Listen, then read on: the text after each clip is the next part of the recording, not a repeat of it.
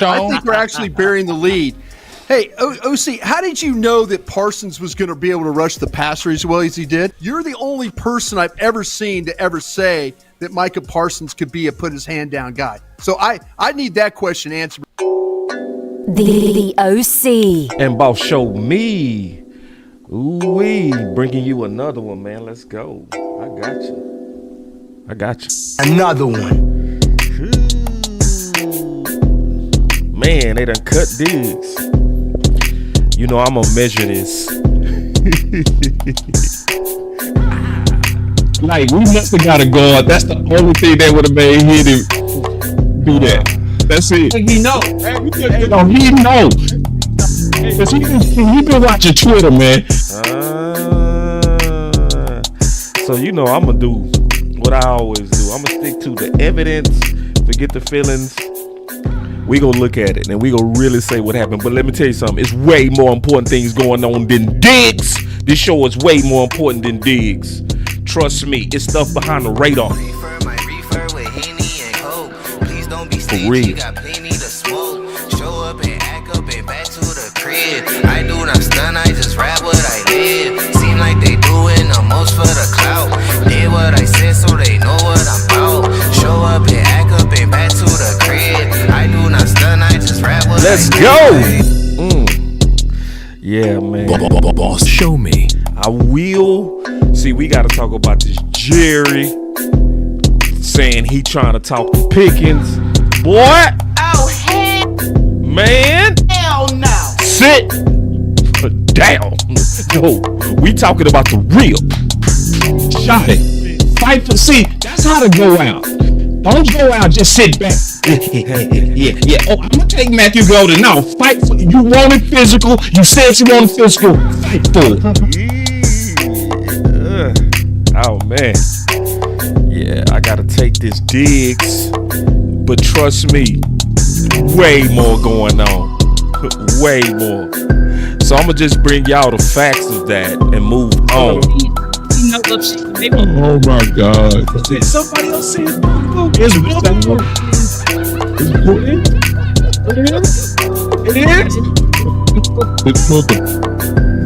Boss Cowboy Sports, where your voice matters. All right. So listen, this stream is brought to you by Sleeper app. Go for a Hail Mary on your Sleeper picks and win up to 100 times your money. Use promo code BCS and Sleeper will 100% match your first deposit up to $100 instantly.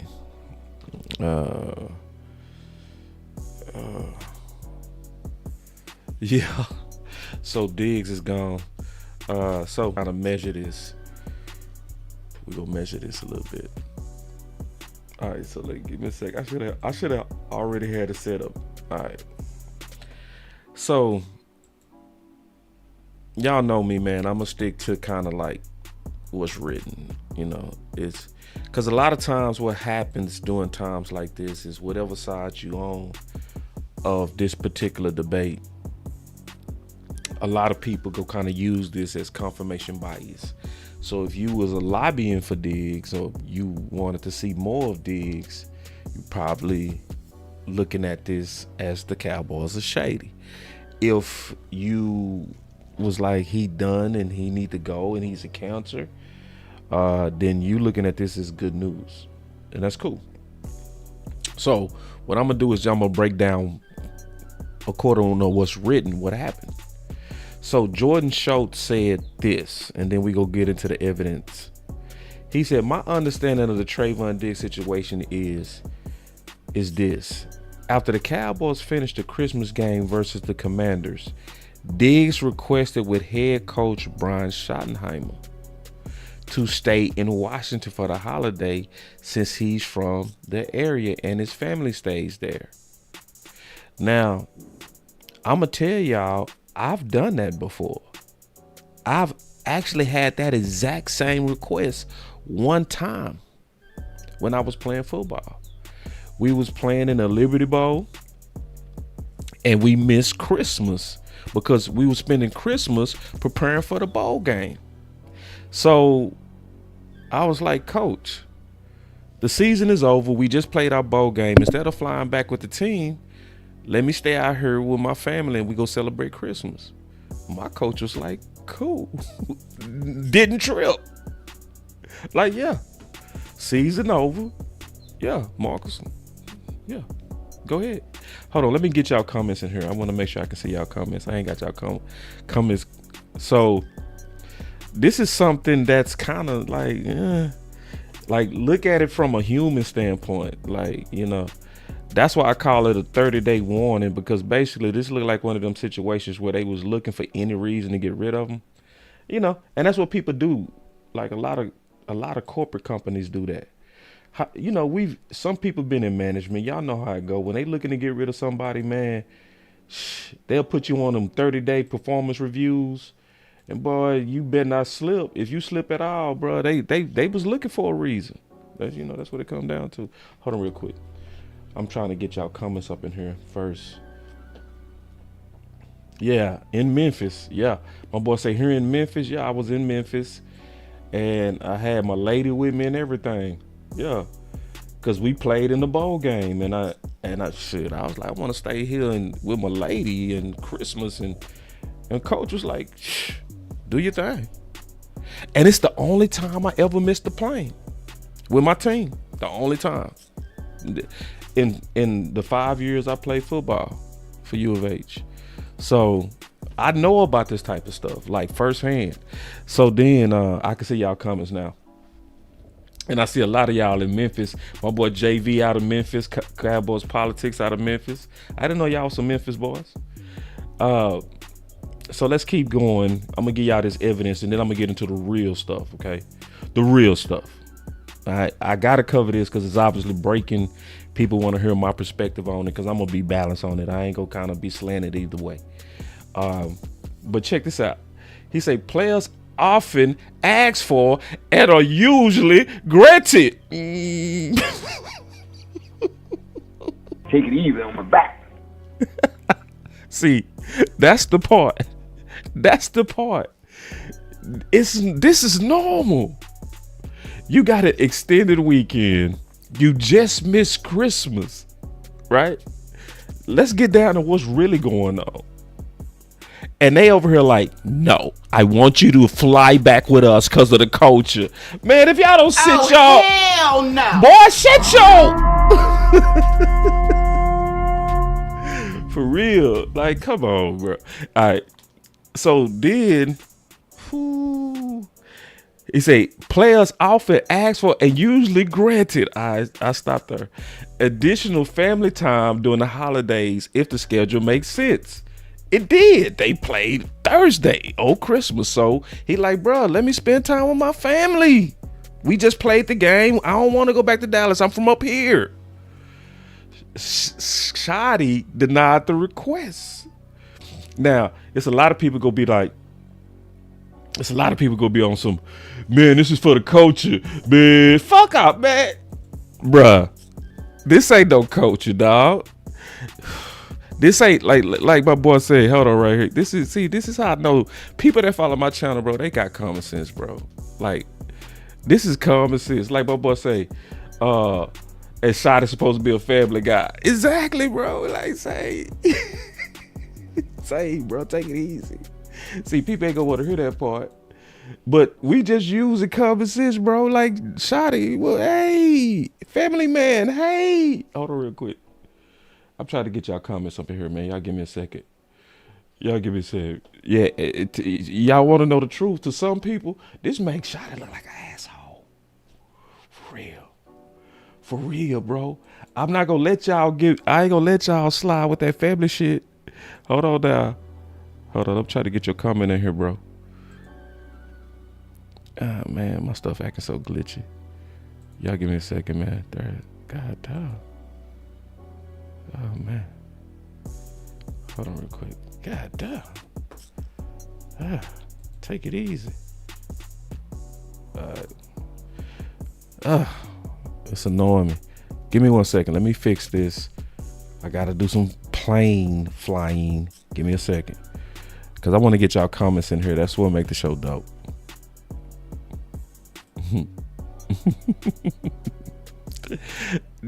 See, listen, listen, I'm sticking to what's written, bro. I'm not giving y'all no spin. I ain't giving you none of that, bro. Listen, bro, let's break down what happened. This man was trying to stay home for Christmas. So I'm also happy it happened this way for Trevon, because you can't really say this is icky. You feel me? This ain't no icky separation. This is like, bro, we just didn't want you, bro. We was looking for any reason to get rid of you, bro. That's what makes it obvious. And I'm gonna make it even more obvious. You know, so let me see if it worked this time. Give me 1 second. Cause I'm trying to get somebody. Hold on real quick. Oh, see? This is funny right here. Okay, I got it working. My boss said, man, I've been giving one of them performance reviews. Hey, listen, man. Say, man, when you been in them corporate companies, bro, or when they trying to fire somebody, bro, they give you one of them old fake performance reviews and a 30-day notice, and they be like, if you don't comply, and if you mess up on any area, we're gonna have to get rid of you. That's a 30-day warning. See, companies they had Trevon on one of them 30 days, bro. That's what's really going on, bro. I ain't try to, and listen, bro, I'm telling you, this makes Shotty look bad. I just been honest, bro. Like, cause see, I'm seeing people here saying Shotty is a Trojan horse. He say Shotty is a hoe for that. Ooh, see, I'm telling you, it don't look right. See, it don't. I'm just being real. It don't. All right, let me go back to it. So I got y'all comments up in here now. And he say, Shotty denied the request. Diggs again said he wanted to be with his family and that he went back to Dallas. He'll just fly back right back on the first flight out, especially with players having several days off. It's like, we got off. Why? We got off, boss. Take it easy on my back. The game over. We are off. We are officially off. Why I gotta fly back with y'all? Oh, hell no. It said the team vehemently denied it. Like, no! And so then, Diggs, can I keep it real? He made a principled decision. He said, F y'all. I'm staying with my family. I ain't mad at him for that. You got one life, one Christmas. And then let me tell you something. Not one Christmas, but y'all ain't finna handle me, bro. That's what it came down to. He's like, nah, y'all not finna handle me. And listen, they was handling him. They was trying to handle him. Let me tell you how I know they was trying to handle it. I'm just sticking to the facts. I'm just sticking to the facts, and then we gonna move on from this. Cause then Clarence Hill said multiple sources have confirmed that former Cowboys cornerback Trevon Diggs initially went through proper channels and requested to stay in Washington after Christmas Day game and was denied. He stayed behind with family. He is from the DC area. It was a long weekend. Many coaches and players got away from Dallas after returning home, including Cowboys coach Brian Schottenheimer, who went skiing with his family in Wyoming. So what this comes down to, and at least what it appears that it came down to, is that Brian was saying, we want you to fly home to fly back for Christmas. So hold on now. Let's look at what the receipts say. What does the receipt say? The receipts are clear. You got the pictures, you got the evidence. Shotty himself left out with his family. So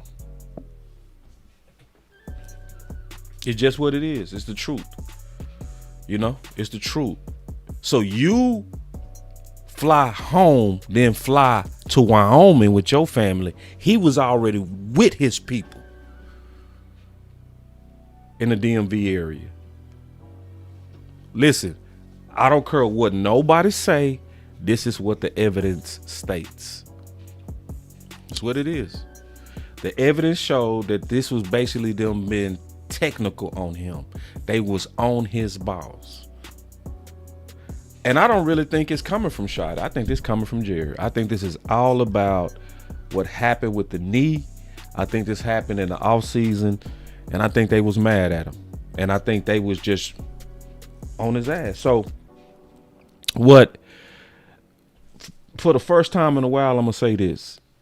Sometimes you do need to get away. And this going to likely be another one of those times where one of our players just needed to get out of Dallas. And a lot of times, a lot of these players do better when they get out of Dallas. And that could happen.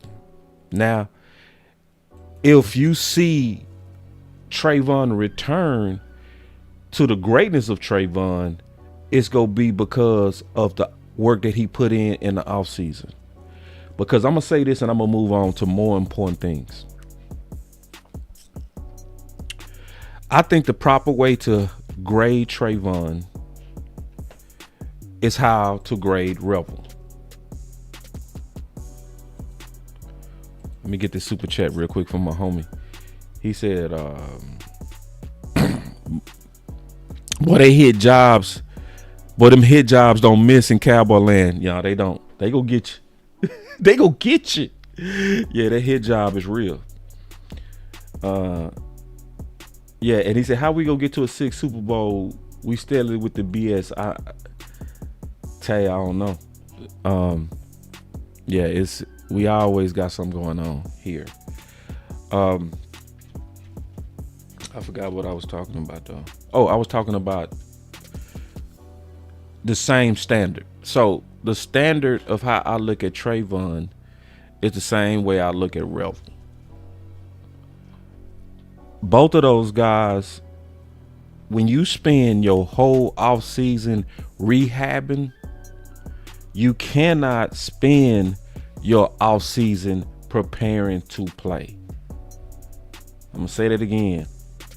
When you spend your whole offseason rehabbing to just get on the field, that is totally different preparation than getting prepared to play. So Diggs is going to have to put in a lot of work this offseason preparing to play. And Revel is too. So both of those guys obviously had bad years. But at the same time, I understand both of them are coming off bad injuries, right? And that's where the game can be ruthless. When you Diggs and you went through some injuries, fans ain't gonna care. It's the same thing that happened with Zeke. Zeke was playing on a hyperextended knee, still got 1,000 yards, kind of close to what Williams did, a little bit less, right? Cowboy fans hated Zeke for it. They love Williams for the same production. It's just what it is. It's because when you get paid, a lot of fans are going to hold you to a higher standard. And the organization is too. So Revel being where he is, he getting cooked too. He looking bad too, but they not on his ass like they on Diggs because Diggs is the one that got paid. And that's what happens. That's just how it is. So let's not get it twisted. They wanted him gone, right? So with this Diggs situation, it all come down to this. When you tell somebody, bro, you got to fly in to fly back to be with your family, you just been like, did you have a final speech that was just so important that I need you here for my speech? I'm going to talk to the team when I get back and I need everybody here. We all know y'all was going to cut Diggs. Everybody knew that. It's like, it wouldn't have, and see, we also got to be careful, man. See, Jerry See, this is a time where, man, Jerry might do anything to stay in them headlines, man. You know, it's just one of them things to where, man, let's shoot. I got to stay relevant because I can't stay relevant with winning. So let me stay relevant by staying in the news. So if y'all want to hear the real truth is this. They were just hard on him. Like, this, the reason they got him out, oh, nah, bro, that's not legit. That's not legit. Hey, man, I need you to fly home to fly back. Man, you on my ass, bro. Just go on, let me go. And, you know, just like I would say with any Cowboy player, I wish you the best, bro. My boy say, boss, I'm concerned. Hold on real quick. I'm going to call you, Tuck. You can't do that, bro. Hold on, I'm going to call you. Say, what got you concerned, homie? Hold on, I'm going to call you for that. You can't do that. You got to put Tuck in the show. See if you can take a call real quick. Your call has been forwarded to voicemail. Answer your phone, bro. You're trying. All right, hold on real quick. I'm gonna call him one more time. He say he concerned. You can't tease like that, bro. Gotta see what he concerned about. Oh, hold up. Hey, what's going on, bro? What's up, man? Nothing, man. Yeah, just chiming in. I saw you talking about this Trevon Diggs, man. What up, Cowboys Nation? Man, I'm concerned, bro. Talk to me. And a lot of people, you know, I get it, right? A lot of people is for the team, like we all rep the star.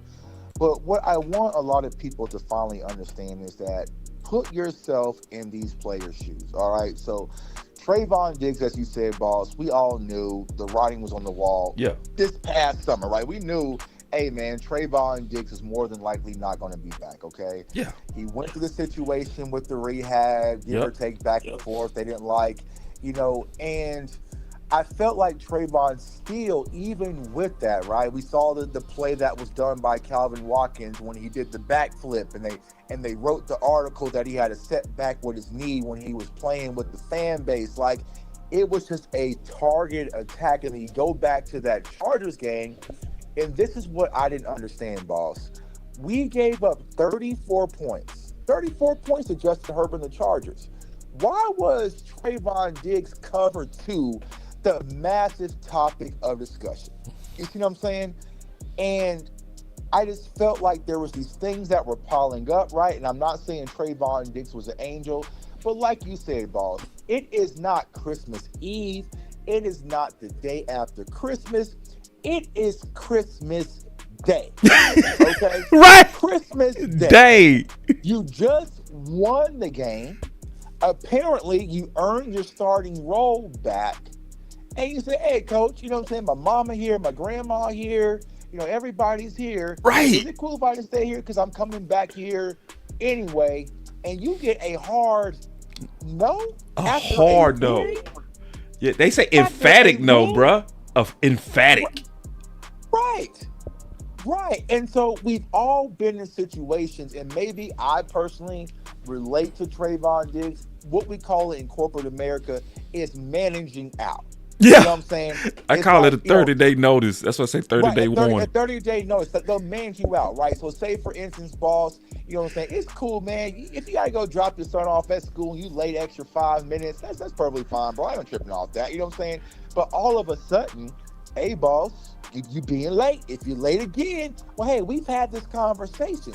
There has been situations of what players have done in Dallas, from what CeeDee Lamb and George Pickens sneaking out in Vegas to players being arrested. We've known players hold on. who's had slow charges. Wait, Tuck. Slow down for the culture people. No, we gotta cause see, hold on real quick. I gotta clap it up for Tuck on that. So hold on real quick.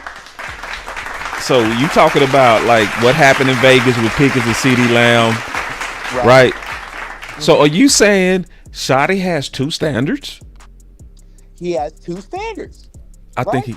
Yeah. At that point of time, boss, Vegas, we were still making a playoff push. Yeah. You know what I'm saying? That was just getting Quentin Williams. And here's the crazy part. I mean, behind the scenes, I know the real story of what happened in Vegas. There's more to the story. It wasn't that they just missed curfew, but I never put it out, right? So there was more.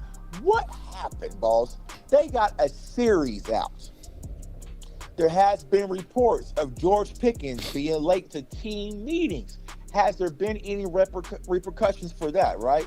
Kevontae Turpin this offseason was speeding at, and had an arrest. And what we started doing, giving out speeding tickets at practice. We've had players with gun charges. We've known players who have damn near been involved in shootings and was at practice the next day. But all of a sudden saying, hey, man, can I stay with my mama and them since I'm coming back here anyways?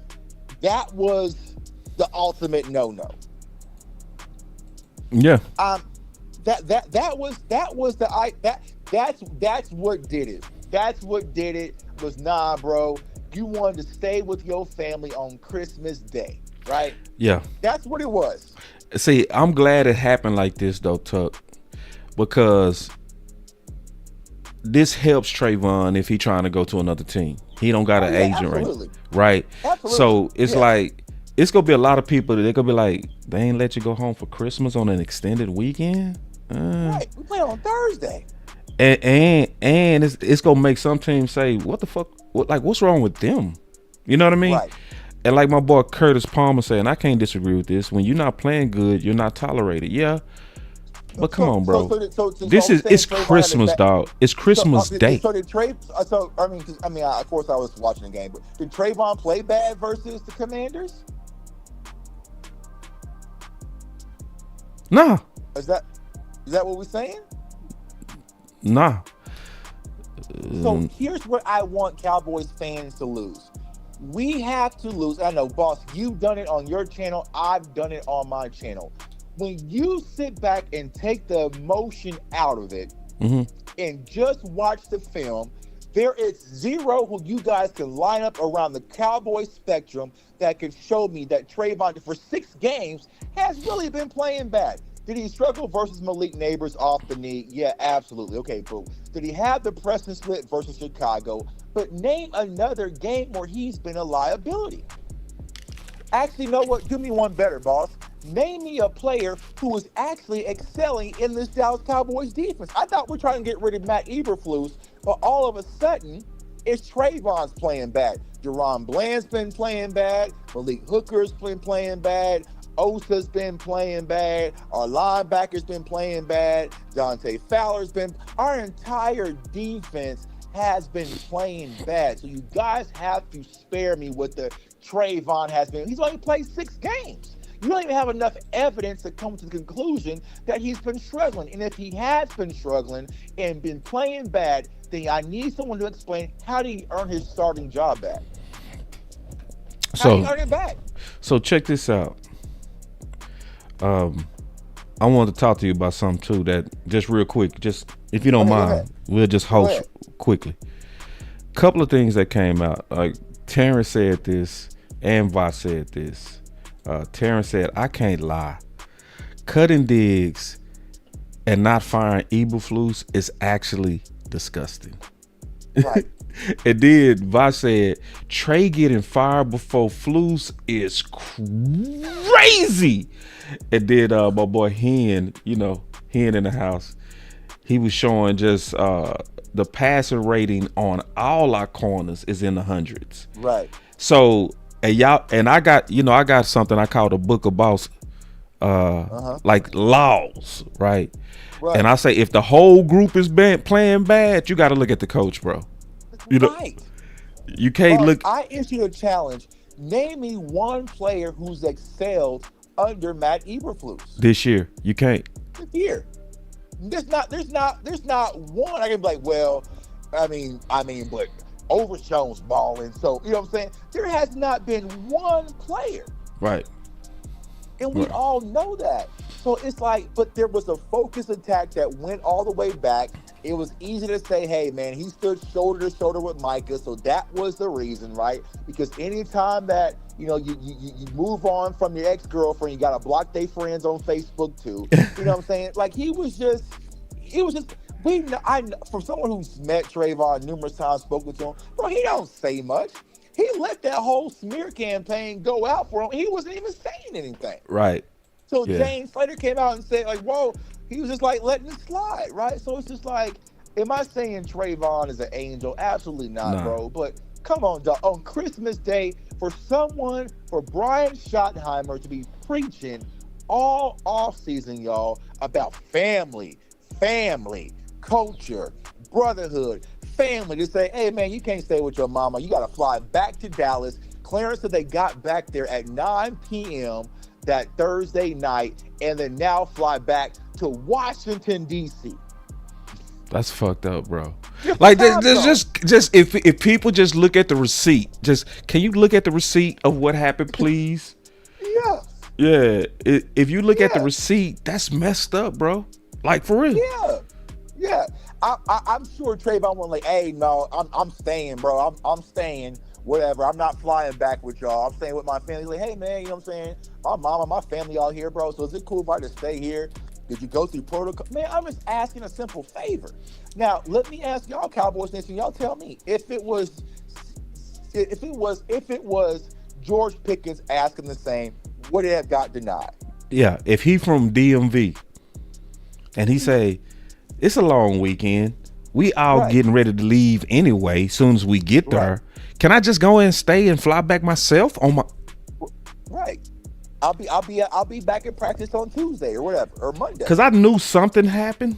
You know what I'm saying? Right. When I got the notification, right, I was like, okay, he did something. So I was thinking, okay, did he miss a meeting? Like, because it was like he was under this 30-day warning, right? Performance review. We both been in management. We know how that go when they basically like, you can't mess up at all. So I'm thinking he must have messed up. He talked back or something. I'm thinking it's something like that. Christmas? Right. It's wild. Right. That's wild. And like it's wild. It's called, and I guess I relate because I've gone through it in my corporate world as well. Yeah. Where I had management, you know what I'm saying, they were having off-site meetings. They told me, hey, it's voluntary. You really ain't got to show up. You know what I'm saying? And I'm communicating and telling them, hey, man, my son got a soccer game, blase, you know what I'm saying? Okay, it's cool. But all of a sudden, I get written up for not attending those meetings. Yeah. You know what I'm saying? Yeah. And then it's like, oh, but then you missed the happy, but you also missed that Christmas party too, boss. Okay, you know what I'm saying? Like, bro, like, I thought that was extra. Like, yeah, the Christmas party, dog. Yeah, I'm written up for missing the Christmas party. Right. Well, it sounds like, boss, you're really not excited. You don't just come in and just like you want to be around your coworkers, and you never attend the happy. Yeah, like, bro, they on your ass. Job. Yeah, and see, these are for people. Right. See, people not going to understand this unless you've been in these environments. Yeah. And like I said, I get people will say this whole, you're getting paid money and do your job. There's a famous quote from The Dark Knight, one of my favorite movies, and Bane says, he's like, I'm paying you tons of money. He says, does this give you power over me? Just because you're paying money does not mean you control me. Man, I've been in situations where I had jobs tell me, hey, man, I put in my PTO request for Christmas 3 months ago and you deny it. Well, hey, I'm still going to see my family for Christmas. Right. Yeah, people better realize, people got to realize this was a Scrooge move. Right. This was Scrooge. Right. This was mean, dog. On Christmas Day, bro. I want y'all to realize, and I'm going to say it, your organization is mean. Bro, on Christmas Day. Listen. Jack in Santa suits. Yeah. You know what I'm saying? And I can't go with my look, Aiden's son named Aiden. Yeah, Aiden. Hold on, Tuck. Aiden over, Daddy. It's Christmas. Yeah. Don't go, Daddy. Hey, we all here. But see, boss, but when it was able to exploit little Aiden, they had him on the Jumbotron and meeting Dak Prescott, and when it was beneficial for the Cowboys, the exploitation of Trevon Diggs' family was perfectly fine. But you mean to tell me I am getting released because I just want to stay in town for my mama and enjoy Christmas after the game? Bro, we've won? After the game with SA, and everybody, Tuck, everybody, we hearing about what's happening with his brother, right? Right. I was thinking, damn, was Diggs in that or something? Was he? That's where I originally thought. Like, I swear, was he holding them down? But did they jump somebody? Right. Christmas. And you know what's crazy, boss? Here's what's crazy, right?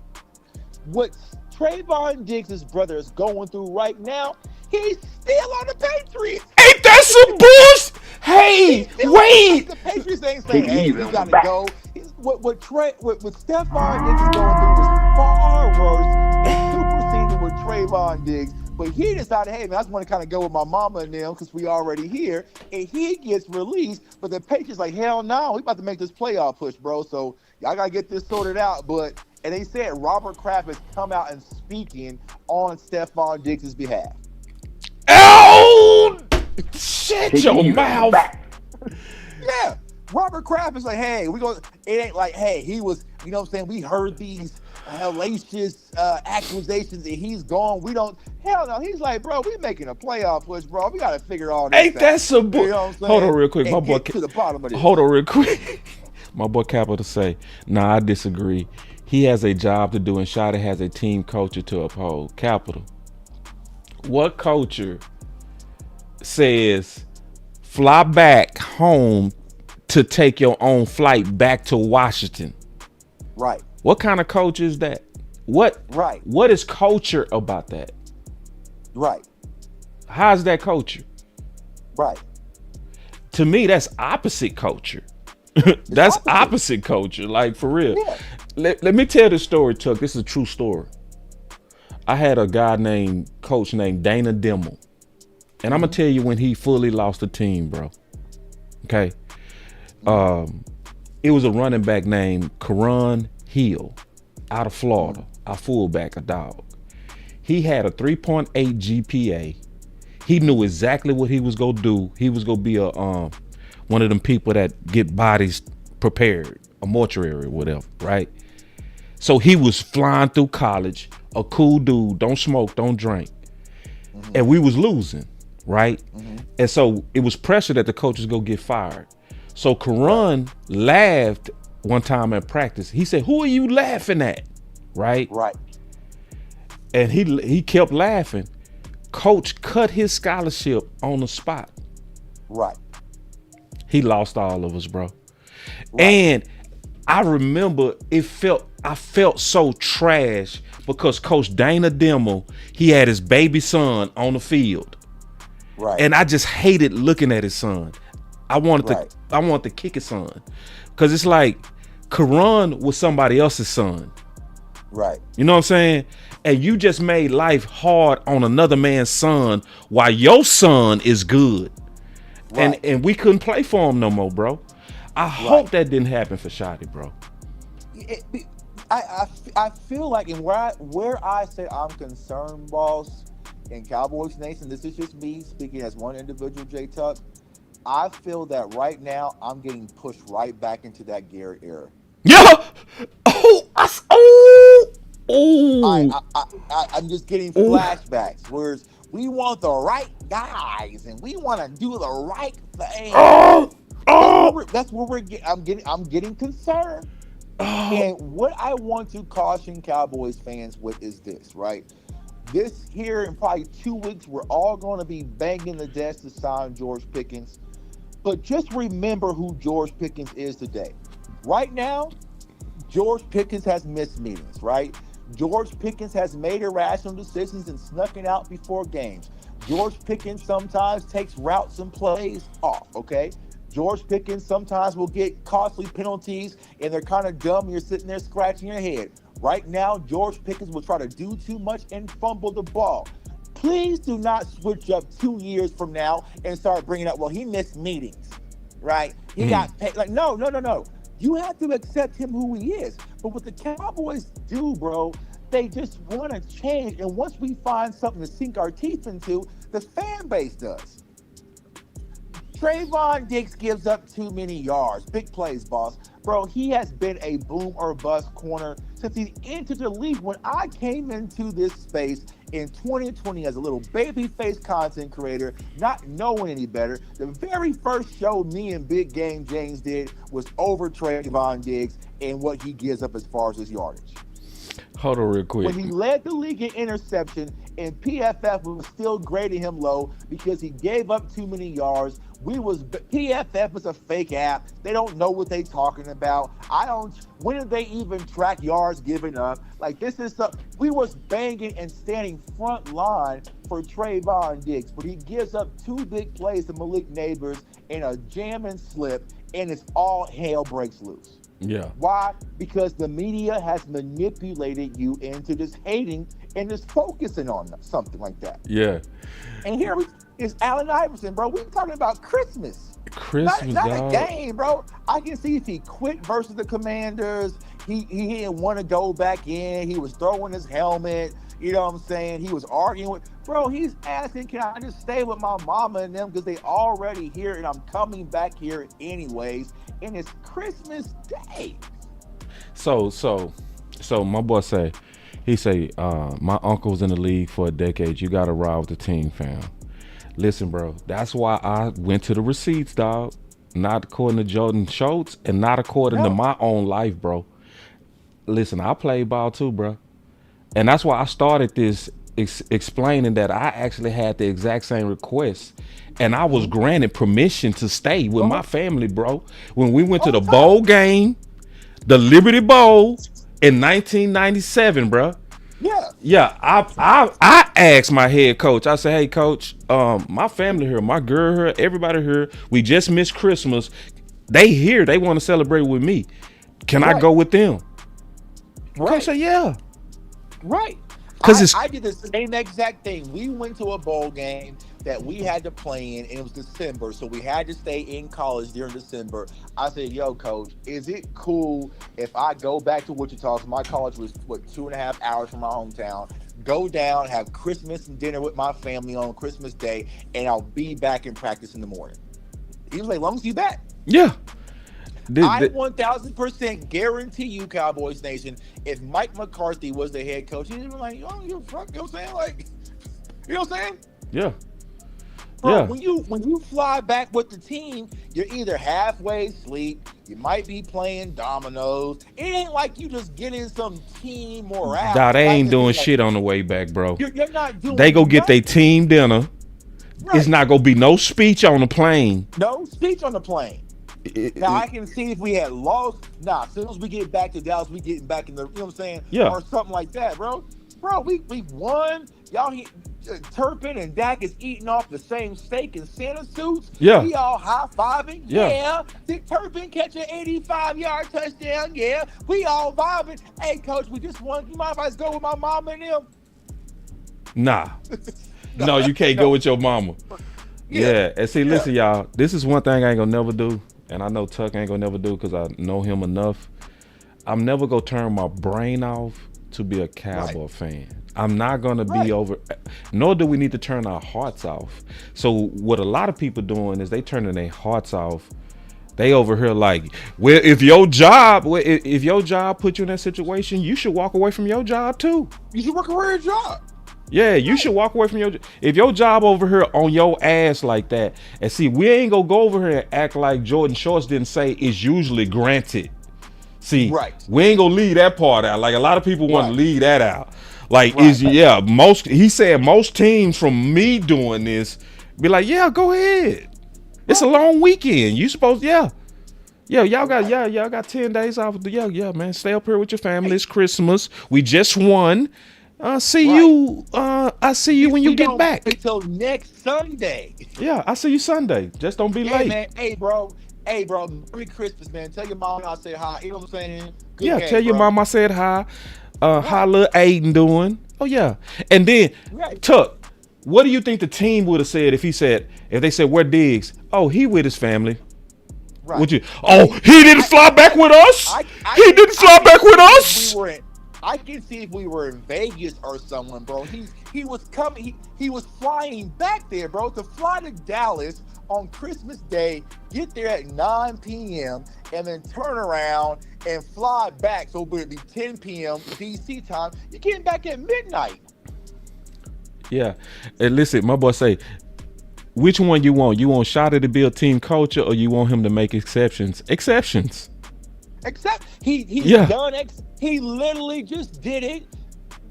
You think this is the only exception he's made? Yeah, He he's ain't been made no making exceptions. That's Tuck He point. didn't make Like, exceptions. yeah, he been making. See, and that's man. He said that's my opinion. No, what's my opinion? I've lived that. Like, that's my life, bro. Like, I'm over here telling y'all that I've had head coaches make exceptions for me. They do. So let me ask. I didn't ask every day for this. Like, how many times is Christmas gonna be in your hometown? Right, and you already there. And you're there. I mean, you're playing on Christmas Day. You're in your whole town. Your whole family's probably pulled up to that game because the stadium was empty as hell. So you probably had uncles, cousins, nieces, everybody in there in 7 jerseys. You played at noon, so you're pretty much done probably at 3 o'clock. You know what I'm saying? We can get to dinner. We can go back to the crib. You know what I'm saying? All of that. Yeah, see that culture, that's a cop-out. Right. That's a cop-out, bro. Because he not consistent, bro. The fact that you let them dudes did what they do in Vegas, and you only set them for a series, right? A series. And we understand, bro, that better players will go get different punishments. We get that. Right. But don't preach culture shit though. Don't bring like this is about culture. This ain't about no goddamn culture, bro. Right. This is only about, bro, we on your ass. We looking for a reason to fire you. Right. That's what it really was. We want need a reason. Yeah, give me a reason. Looking for a reason. Yeah. I can see if Trevon Diggs was out partying the night before and he missed the team. Yeah. This ain't partying. Like that. You know what I'm saying? Yeah, this ain't missing a meeting. This ain't being disruptive in a walkthrough. This ain't none of that. This is, we won the game. I'm here. We're already on vacation. Technically, I just gotta go back home to fly back up here. Why should I do that when I'm here? Coach, won't you let me just stay here? Because see, if you was in Wyoming, you see what I'm saying? You know? Right. Yeah, then it would make sense, and that's what I'm saying. And it's like the pushback that Trevon, right? Hey, man, you know, when you getting pressure up front, man, you can play prevent. It's almost like instant grits. And then you have your defensive coordinator saying, well, I don't like it's the pettiness they've been poking. It's the pettiness. It's the poking. It's the poking. So finally, he's like, you know what? Fuck it, bro. I'm staying with my mama and them. You know what I'm saying? Whatever. Yeah. You know? Yeah. And so I can't fault Trey. I do understand both sides. I'm like, this was what it was, bro. You know what I'm saying? This what it was? This was the tip of the iceberg. Now, I will say, financially, it worked out for the Cowboys, right? And I think it's going to put Diggs in a situation he can go for a playoff contender. But I'm just like, bro, nah, it can mess around and work out for him, bro. It's Christmas Day, dog. Yeah, and then now this is a head coach right here. Yeah. You don't think Coach Fowler right now got a chase? He said, only makes sense to let him stay there. If I was the head coach, I would have let him stay there. That's how I was seeing y'all act like head coaches just tyrants. We looking at a head coach right here. Right. Do you remember what happened with Mike McCarthy when they had the fight? I forgot what fight it was. And Micah asked, like, yo, can I go to the fight when we're in California? He said, yeah, man, we don't have practice tomorrow as long as you back. Yeah. That's really how it is, bro. It's just more. Right. And bro, you know, before they cut him, this is what I said this morning, bro, to myself, you know, just brushing my teeth. I said, man, I'm so happy Diggs is playing because I got so tired of like the back and forth. I was like, I'm happy he playing just because it's not a distraction no more. And sure enough, bam. Yeah. You know, it's one of those things where people have, I always say, anchored in your bias, where you're just sitting back. I'm just waiting for you to fail. You know what I'm saying? When you don't like a person for whatever reason, right? Whether he snubbed you in an interview or rubbed you the wrong way, you're just waiting for him to fail. That's why there was 3 weeks damn near of cover 2 discussion, because they were waiting to say, aha, that was Diggs. Yep. Yeah. That's all it was. Yeah, I knew they was on his ass. I knew they was on his ass. I've been following these same people for damn near 6 years, have never posted one all 22 clip boss, but once Dig made up a mistake and it wasn't really his full responsibility, they got all 22 immediate access. Now they analysts. So what is it really about? Hey, the scariest thing that you said though, bruh, and you right, and this is where Tuck, this Garrett stuff, bro. It scares me, bro. And I'm gonna be fully transparent, man. I've been talking to a few agents and draft parents and stuff, man. And some of these prospects agents, I'm like, bro, I love your prospect, bro. I'm not sure if I want you in Dallas, bro, because it's just like, we have been trained to eat our own, and I've never seen it this like, bad. Bro, we hate Dak sucks.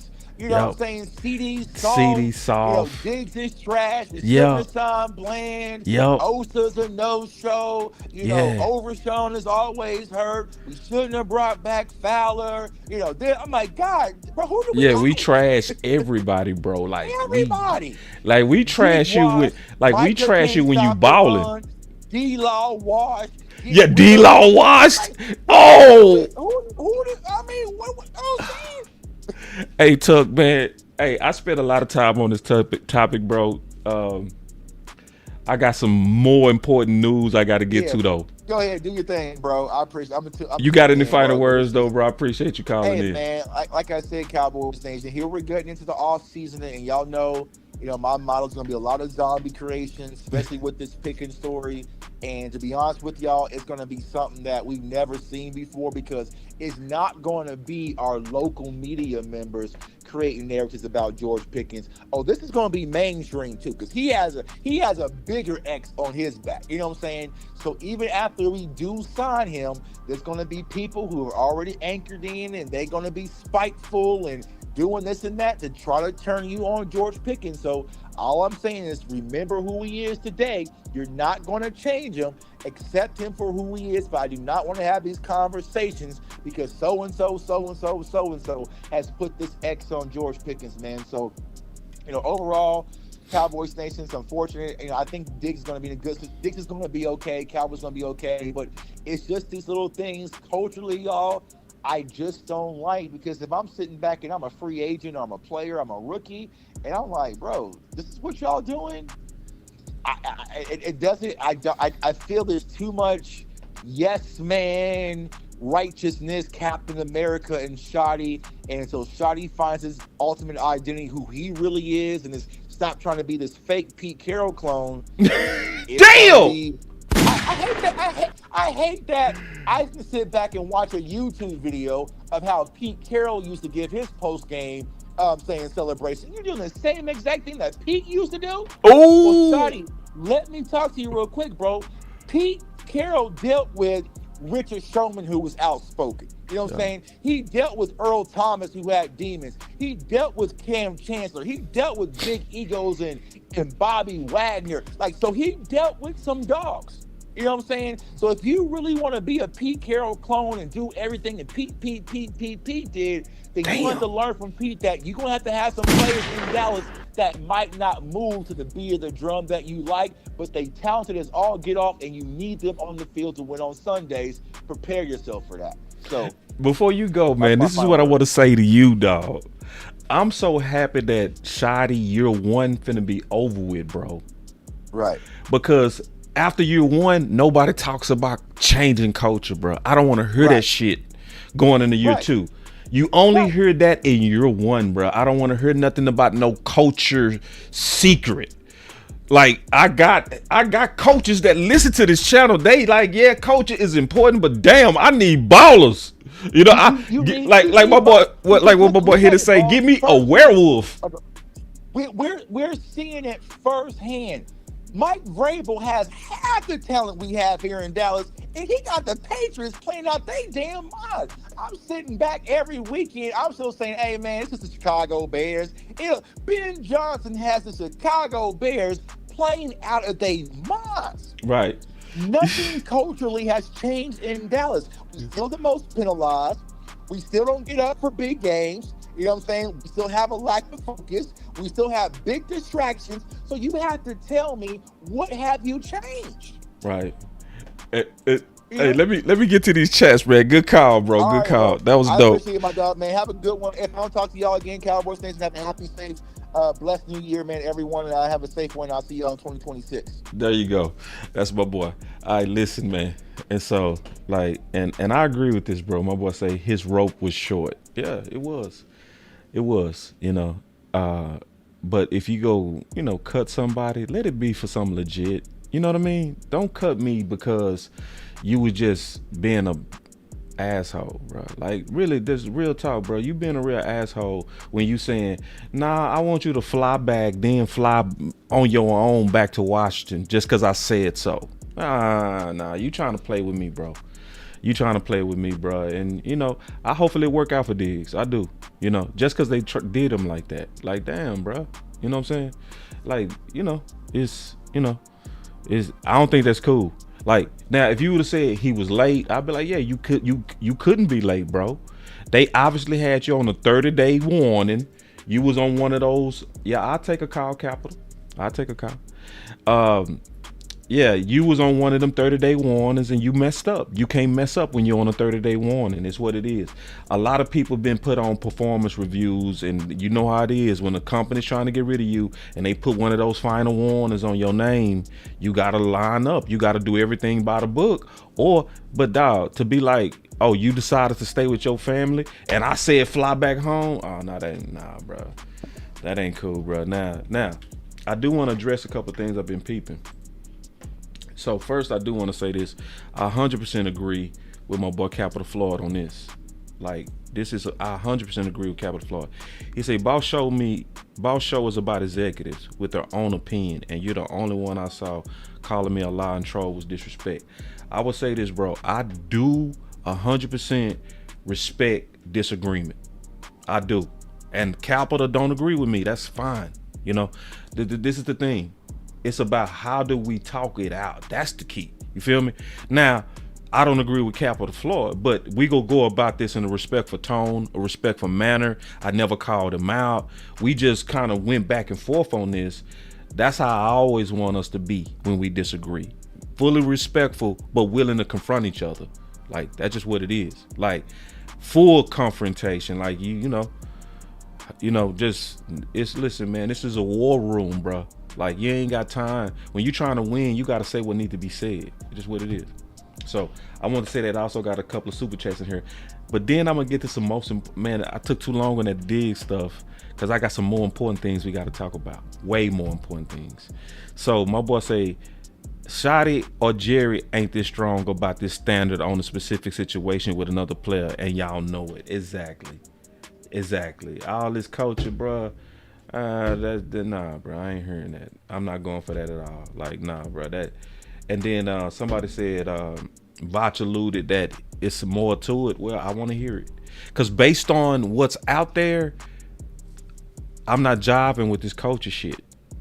Like, what's more to the story than we didn't let him fly back with us? I don't see how anything could be added to that. That's nefarious. See, just like it's more to the story on the TV, sure. Because that sounds weird. We get that part. But then to be like, it's more to the story of him not being able to lie. I need to hear whatever it is. Whatever it is, say it. And if you can't say it, then, hey, then, we don't know. But according to the receipts that's out there, it's like, this shit don't make sense, bro. It don't make sense, like, in terms of shoddy culture. I'm like, nah, that shit ain't culture, dog. It ain't culture to tell somebody you can't be with your family on a game we just won, on a vacation we technically already on. It don't make sense. So then my boy say, damn deal, boss. We trade Michael and cut Diggs. Guess we ready for Super Bowl, huh? Be used according to when I heard they were the problem. Yeah, I mean, I definitely don't think we ready for a Super Bowl now. But we could be. So, if we take care of this offseason right, I think we could, like, straight up. Let's get to some real stuff, though, man. This Diggs shit is over with. It's cool. More than likely, whatever you was believing, you go believe it still, whatever you was already thinking about this whole situation, you know, you go think that in it. Well, now I want to get to this. See, Diggs, that's he was gonna get cut. I could have made that 2 minutes. We made that 30 minutes. He was gonna get cut. Now let's talk about the serious thing that's going on right now. I gotta pull a list. Now this is serious. Matter of fact, I'm gonna cut the music because this is dead serious. Listen. Jerry, George Pickens, he's on the mind of several hopeful Cowboys fans. He has become a big fan favorite. You see a lot of 3 jerseys out there in the stands at AT&T Stadium. He is, of course, represented by David Mulugeta, just like Micah Parsons was. Do you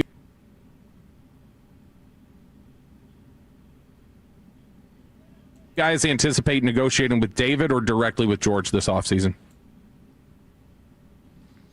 First of all, yeah, and I'm with you, D.A. Lee. He was getting cut,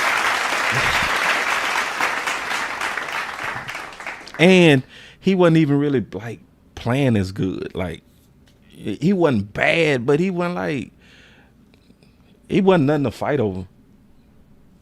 For real, me and D.A. Lee was talking about that. Like Diggs, he was playing a lot of gentleman ball, good tackling, but nah, you need for people that want to defend Diggs. He needed to make a lot more plays to give y'all a reason to be really like, So here we go, though. That was, listen, clap it up, because we on to the real deal. Let's see now. See, listen, this is why, honestly, I should have finished with Diggs instead of started with Diggs, because this stuff we talking about now is way more important. So first of all, clap it up for Bobby Bell, because he positioned that question like, perfect, because we all know what you was doing with that. Yeah, you talking about he got bullied by Debo with that stiff arm? That was nasty, D.A. Lee. AT&T Stadium. He is, of course, represented by David Mulugeta, just like Micah Parsons was. Do you guys anticipate negotiating with David or directly with George this offseason? Oh, I don't know. We'll see how it goes. Probably both. Oh, damn! No! Huh? Excuse me? Huh? I don't know. We'll see how it goes. Probably both. Oh, hell no! Oh, no.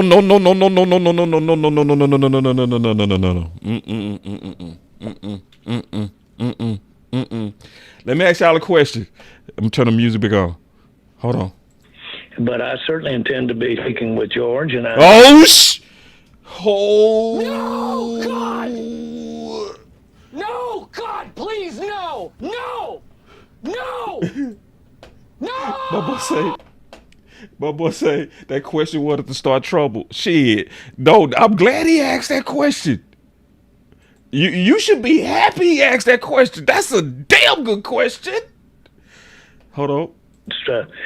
We'll always have, always do.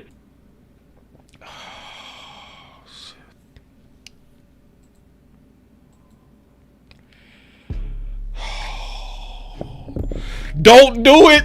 Don't GP. Don't do it. Don't do it. Oh, I said the same thing you said, Jay Black. I said the same thing. Listen. Let me show you something, Jay. Let me show you how me and you are brothers. Look at this. Hold on real quick. Look, don't do it, GP. Look what I said. And I said this 7 hours ago. The same. Don't do it. Don't take it easy on my back. Take it easy on my back. Oh, hell nah. No. Oh, hell no! No. Jerry over here like, I'm going to talk to Pickens. Man. No. See, this is why channels like this is important, man. See, this is why channels like this is important. Cause see, it's people like, see, hold on real quick. Wait. Hold on. Let me hit this button real quick. Let me see if I got a button real quick. Hold on. I know I got that. Yeah, I got a button. Hey. GP, are you with me? GP, I need to talk to you, sir. Do not talk to no goddamn, don't talk to Jerry. Don't take no meetings. Listen, it's bad. Don't take, if Jerry say, hey, can you come to my office? Come up sick that day. Don't, if Jerry want to pull you in the corner, don't go. Be prepared to hold out. Do whatever it takes. I don't care if you are alleged to be in a strip club and all of a sudden one of your exes come out with one of those icky allergies. The same one that happened to Dak. Y'all remember what happened to Dak when it was time for him to get paid? All of a sudden, a stripper from back in the day want to have this lawsuit. And guess who came to rescue? Jerry and Steven. I'm serious. And now all of a sudden, Dak was talking to Jerry. Yeah. Yeah, so like we can talk about, we can talk about the Trevon Diggs. No, sir. What's really way more important is the fact that Jerry just said openly that I want to repeat what I did with Micah Parsons. Huh? Let me turn off this music, man, because I don't think people are listening with that music. I want y'all to know that Jerry Jones is basically saying he want to repeat what he did with Micah Parsons.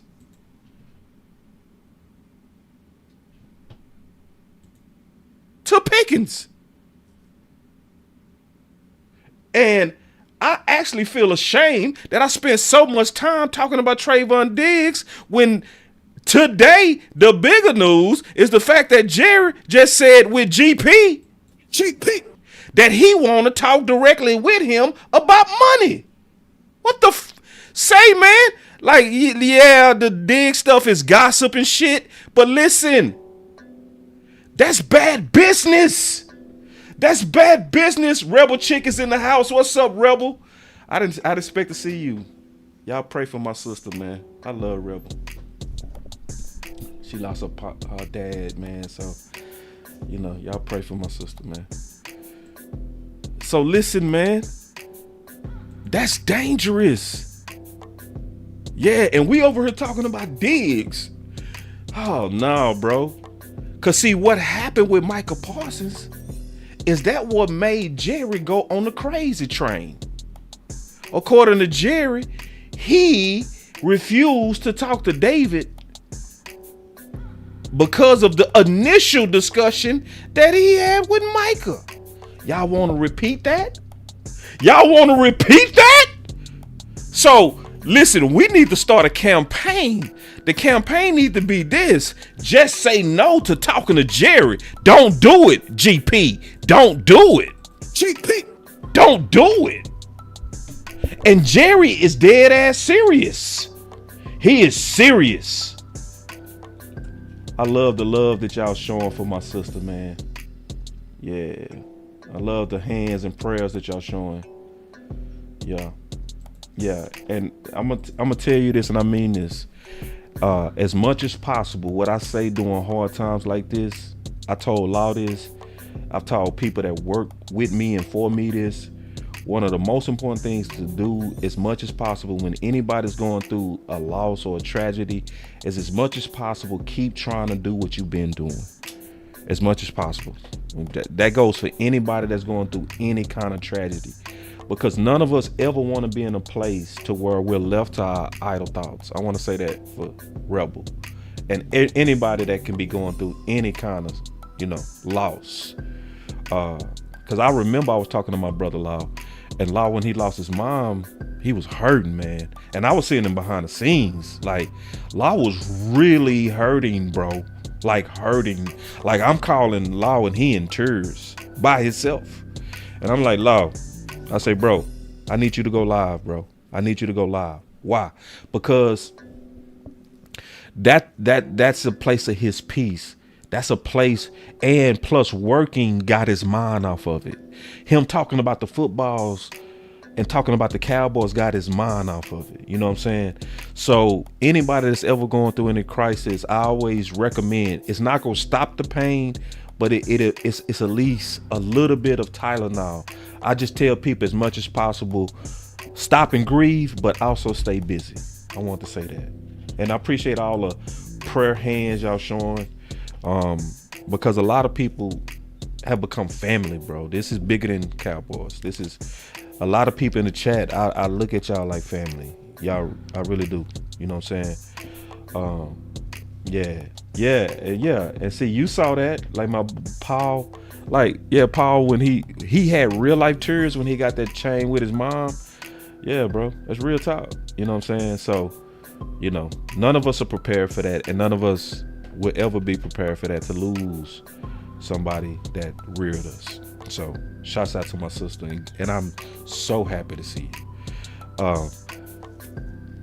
So check this though, man. No, that's the crisis, y'all. That's the crisis, and that's what we got to keep our eye on. That, the Diggs shit, that's gossip. We got that out the way. Y'all know where I stand on that. But this is, because do you want Pickens? Because, I know what some of y'all go do. Some of y'all go do that kind of.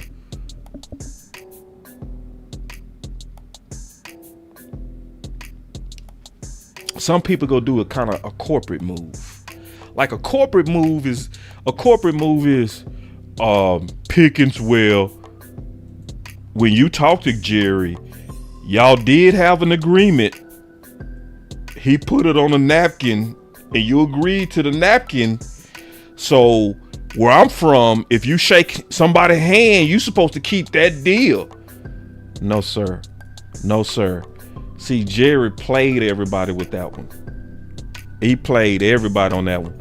Me and Micah had a deal in my mind, is what he said. But then he slipped at the same time and told Stephen A that it's not an agreement unless it's signed. So that means Jerry always knew until the agreement has my signature and Micah's signature, it's not done. But he went out there and played the public and made Micah look greedy and his agent. When it really came down to this, Jerry was just refusing to talk to the agent because of the agreement that they allegedly had on a damn napkin. So ain't no way any of us that's paying attention should be like, oh yeah, that's fine that Jerry is trying to do the same thing again. How about, oh hell no. How about that? How about stop trying to circumvent agents, Jerry? Why don't you first try to get the deal done with the agent? So I'm telling you what we gearing up for already based on what Jerry just said. Get ready for likely another stalled out, ugly ass offseason negotiation. Because Jerry said, again, I am going to talk and try to talk to Pickens directly. Stadium. He is, of course, represented by David Mulugeta, just like Micah Parsons was. Do you guys anticipate negotiating with David or directly with George this offseason? I don't know. We'll see how it goes. Probably both. Ain't that a bitch? See, how you gonna say probably both when we know you said that you refused to talk to Micah's agent?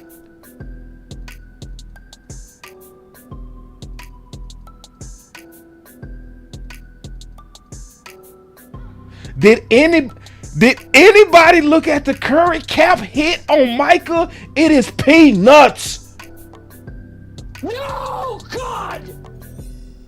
No, God, please, no! No! But I certainly intend to be speaking with George, and I always have, always do. Always have, always do. And guess what? Most people go stay silent on that, Tuck.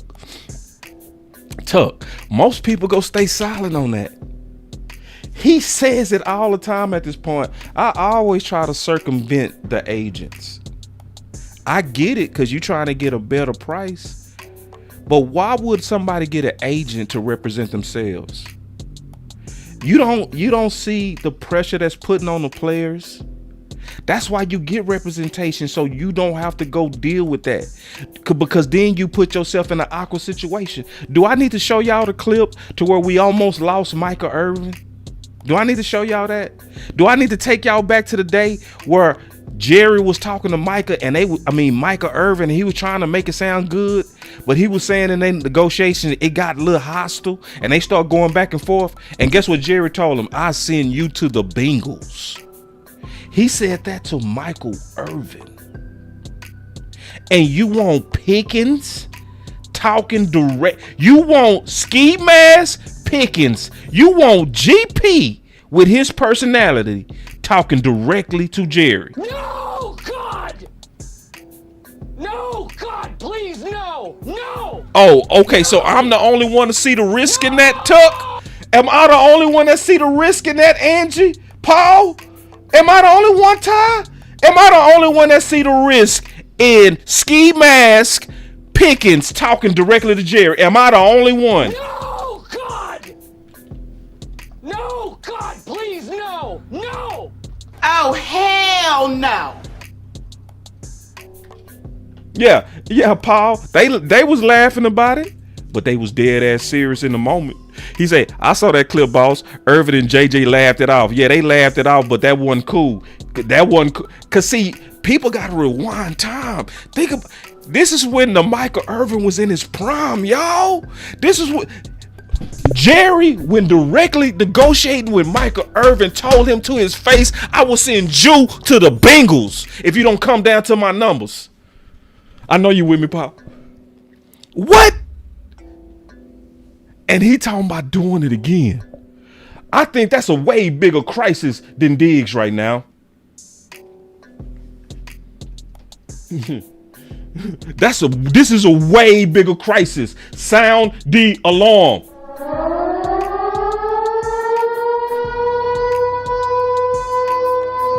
And the worst part, this is when a lot of people want to check out. This is when I'm looking at a lot of people, man, listen, man, people numbers down. No, this is when you need to be tuned in. This is when you need to be tuned in because this is when Jerry and them really get to work. Yeah, I meant what I said, right? I meant that. I mean, for real, Ski Mask Pickens, the same dude that was who I wanted.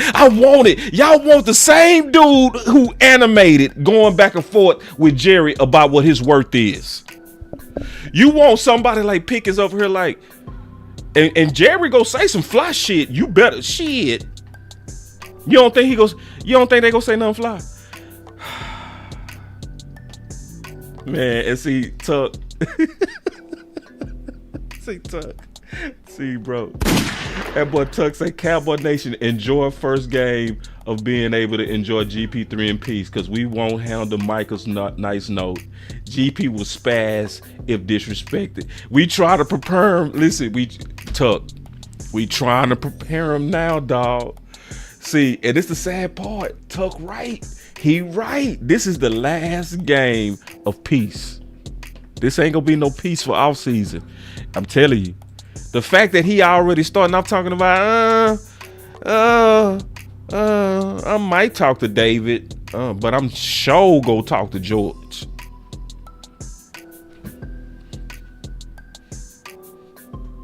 So what if George avoids Jerry, as he should?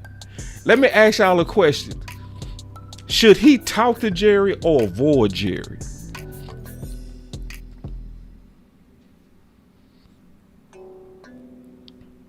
Okay, I'm gonna say this. I think he should talk to Jerry. I think he should talk to Jerry directly and say this: Jerry, in no circumstances am I talking about my contract with you. It's not that I don't believe in myself to do negotiations. I just also respect you to the point to where I feel like I'm putting myself at a disadvantage because people like you deal with lawyers, high level deals all the time. This is my first deal, Jerry. So I'd rather turn this over to my representation. So I respect you enough to tell you this directly. I don't want to talk about contracts with you. But also remember, that's what Micah said. See, after Micah talked to him the first time, and then David said, nah, we got some negotiating to do, Jerry. It don't work like that. We got some fine-tooth combs we got to get to. We got to really kind of talk about the details of this. And Micah told him, according to Micah and Jerry, deal with my agent. And guess what? They turned on him. They did, bro. It's just what it is. So listen, y'all. Listen. I know we dealing with the Trevon Diggs as breaking news and all that, but bruh, like I said, I really wish me and Tucker would have started with this discussion, because me and Tucker would have did way better on this discussion. This is the discussion me and Tuck should have had. This one. So it's some other stuff that's brewing out here. Cause see, I'm pointing y'all to the other stuff that's going on. It's some stuff behind the scenes that's brewing that's way bigger than Diggs shit. Believe me, I would never say that unless it is. Listen, y'all. Listen. It's some stuff that's brewing. Did y'all see what Brian Flores just said? Did y'all see that? See, I'm giving y'all the tea, man. I'm giving y'all some real tea. Listen to this and tell me what y'all think. There's been a lot of talk about, my personal situation. And next year, look, I've said this many times. I've loved my time here in Minnesota. I've loved my time here.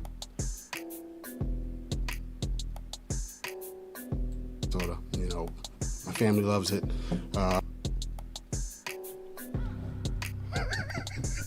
Say, man. Yeah, you right. Tuck, you right. CD go give him the game. You right. CD is go give him the game. Yeah. The state of Minnesota has been tremendous to me. Yeah, see, hit it, my dog. Say hit it, listen, hit it, man. Listen, bro, it's way more big shit going on than Diggs, dog. Shout out to my boy Henny, clap it up. Cause see, Henny the one that started the Brian Flores campaign, bro. Man, listen, it is going down in the DMs today, baby. Loved, you heard it, Tay? You heard it? All this past tense talk. And, KO mentioned there's been great dialogue, and there has. And now we'll just kind of let, the club and my representation, handle the rest. And so that's kind of where I'm at on that. I don't, as you guys know, I don't like talking about myself. I think our players are doing a lot of, great things on the field, and I don't want to take away from them in any way. I think if anything, they deserve all of the recognition. I certainly don't play, as you guys know. And so, with that, I'll open it up to questions. All right. So I'm gonna keep it real with y'all. That definitely sounds like a damn farewell speech.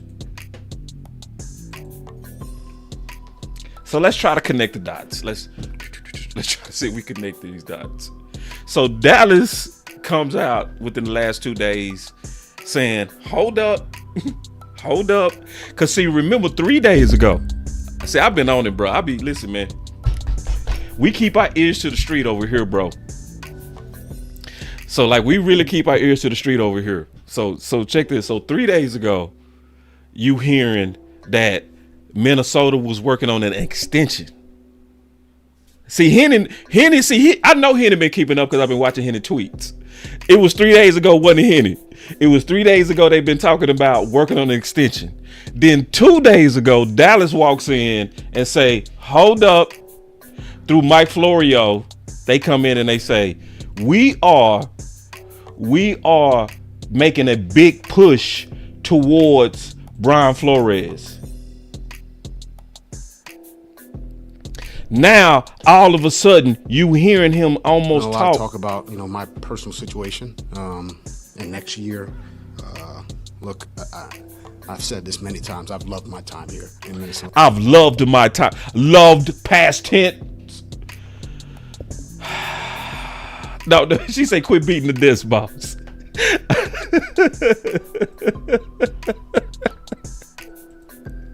See, man, I told y'all I did the show in the wrong order. I should have finished with Diggs. It's way more important stuff going on, bro.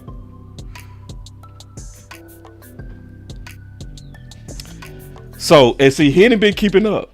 So all I'm doing is trying to connect the dots. Okay, so I'm trying to connect the dots. So at Henny, is my timeline about right? Did I get that right? Cause see, Henny been following this, bro.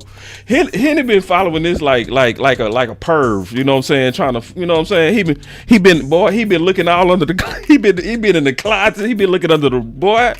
Say that boy. So did I get my timeline right?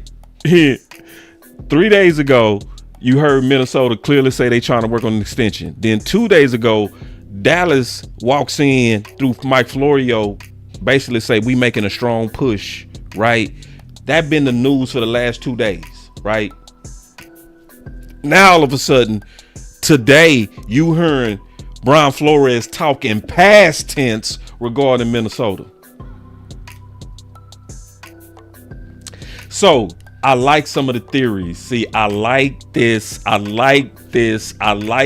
See, now we talking. See, this is what I like y'all, cause y'all some damn, man, the people that walk, they smart, bro. We got smart people that follow this channel, bro.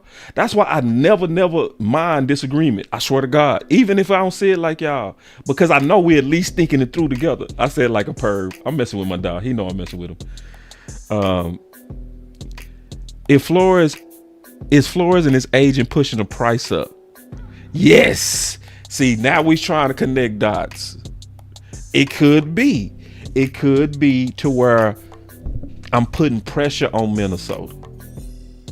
So I'm a talking past tense. Very good theory. Very good, astute theory. I love that type of thinking. Number 2, it could be for real. It could be a couple of things. It could be that Flores basically got a verbal commitment or a written commitment from somebody early, that somebody really wanted him and he took it and he's already letting it be known, I'm gone. So it could be a head coach job, which it would likely be. For him to talk that definitive and to have that type of demeanor, this doesn't look like a lateral move. This looked like him getting a job he been fighting for and having lawsuits for, a head coach job. If I'm gonna connect dots, I would say it's that. But it also could be you. It could be your Dallas Cowboys. According to the timeline, it could very well be you. It could very well be that Jerry and Steven went back there and got a deal done with the representation of Florida. My family loves it. Brian Flores. You know that. Yep. It could be that. So I see 3 possibilities. One that came from G. Bryant, which is very logical. Very logical. Trying to push the price up, right? Makes sense. You in a negotiation. Yeah. And see, Hen, I see it. My gut and the way I'm reading his body language, he seems happy.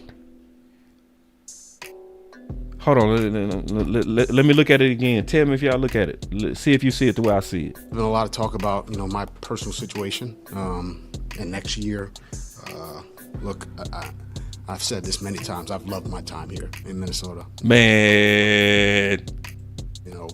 My family loves it. The state of Minnesota has been tremendous to me. I know Carol mentioned there's been great dialogue. Yeah. And now we'll just kind of let the club and my representation handle the rest. And so that's kind of where I'm at on that. as you guys know, I don't like talking about myself. I think our players are doing a lot of, great things on the field. Man, that dude look gone. That's head coach energy, y'all.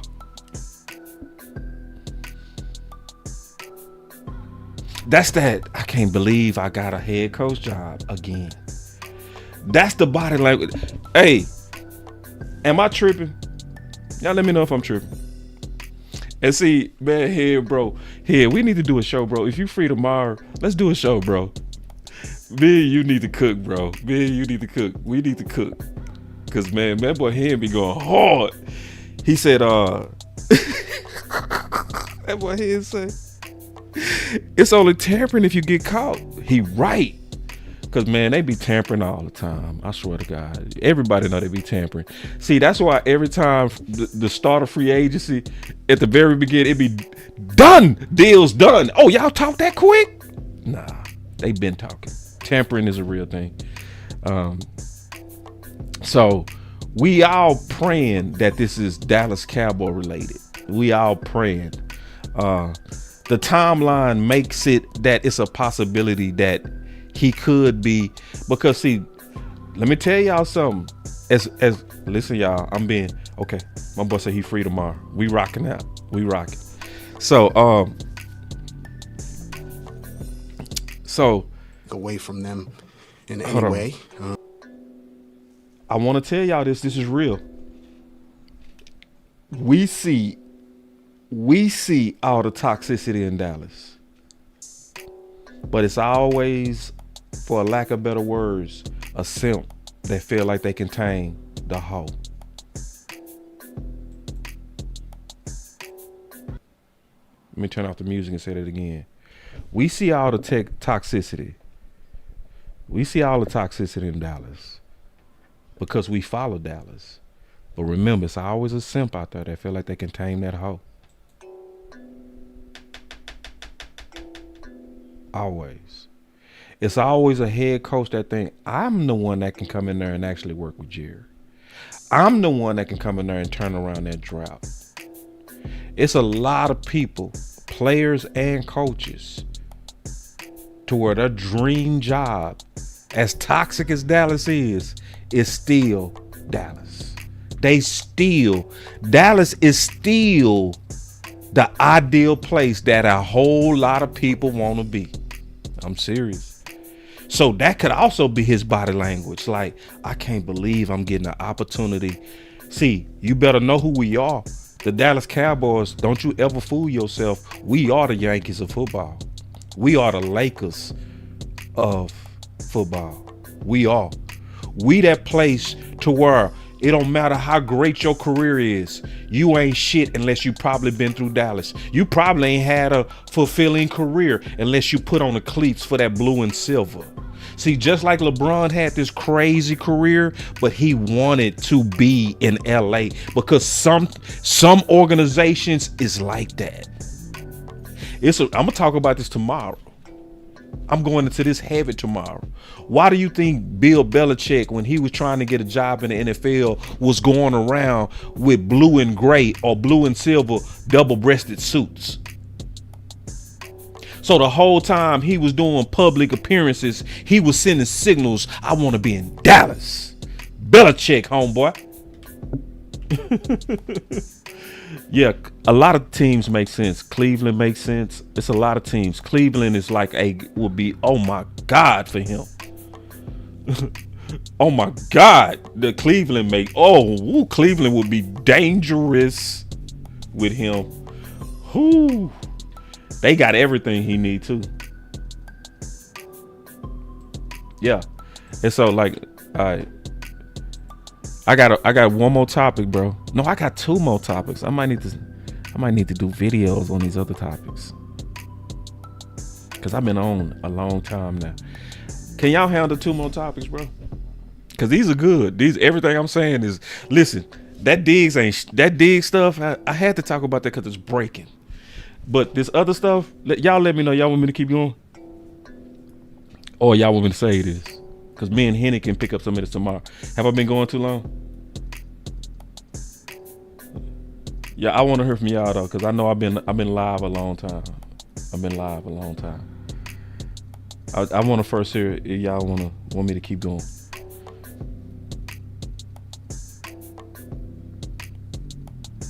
Okay, so I'm gonna just be quick. Okay, so y'all saying cool, keep rocking. All right. So listen, I got a couple of more subjects that's to me important to cover. Real talk.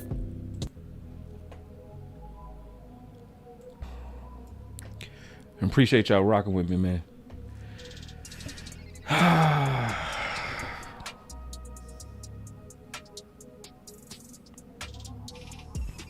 This gonna be quick. I'm gonna make this quick. You know, Jerry, we got a lot of Longhorn fans listening to us. I know you got a Longhorn and your grandson. And so a lot of fans are wondering, like, why hasn't Jaden Blue gotten a chance to get active and get into these games? What is the reason for that? Well, you've had some players that not to be trite, but my goodness, what a year Williams has had. And so there you go. That takes a lot of the snaps right there. And, of course, Davis is... Oh, you see this guy?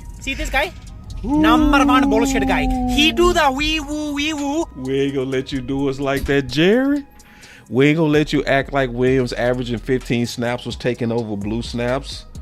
Was he telling the truth right there? Wrong. You are fake news. Wrong. You are fake news. See, we keep up with that, Jerry. They work on casuals. They don't work on people that follow this channel. Also, I think had as well or as good a year or maybe better than we could have expected. So you'd hope there's a lot of competition out there. There is. He can get a shot at getting in there and having getting in some plays Sunday up there against the Giants. I'm talking Williams now. I mean, Blue. Hey, my boy say, hey man, my boy Jay Black say, man, that boss that edge up sharp as a knife. Yeah, I appreciate it, man. Let me give. See you. Well, hold on real quick. Let me see if I got his card. I already told you I was gonna try to advertise for my homie. Damn, I still ain't got his card. His card in my wallet. I get it later. Cause a lot of people keep talking about my haircut, man. Y'all gotta know where my barber is, bro. He got good prices too. Yeah, very first class, man. He go have you feeling brand new, bro, every time. But the whole deal with that clip, and you know me, man. Y'all know me. I'm receipt king, bro.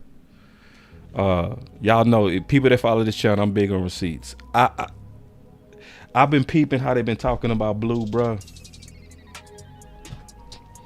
And trust me, I know Blue does not fit Shotty. He does not fit Shotty. He never has fit Shotty. At the same time, Shotty, you keep telling us that it's consistency that's holding back Blue. Nah, he ain't see the hill. He ain't see the hill. My boy say he in the cliff. Nah, he ain't see the hill. Yeah, I make that trip though. It's only 10 minutes out the way if you coming from Oak Cliff. I get there in 10 minutes. So yeah, I sure hope he's right though, cause we need to see Blue, especially in games that don't matter. Why? Because honestly, if y'all want me to be honest, bro, it's because I want the field to make it clear before next year what Blue is. Yeah, and I agree. For us, I do believe Blue was wasted. For another team, I don't think he would have been wasted. But for us, and for what Shotty wants, he was a wasted draft pick. He was. Cause Shotty don't like them types. And see, we know that. Okay, I got you, Tuck. I got you. Yeah. And see, that consistency talk, man, that's like you keep see Shotty, that shit, bro. It's like, listen, bro, like real Cowboy fans, we pick up on them patterns, dog. We pick up like whenever somebody not playing, his go-to word is consistency. It's like the boy who cried wolf. And somebody say build blue confidence. It could. Because I wanted to do one thing. I want to see blue on the field so we can say he checked the box or he did not check the box. And the reason why I want that bad, because I don't want to go into next year with this blue mania shit that we had this year, bro. It was blue mania and it was honestly annoying.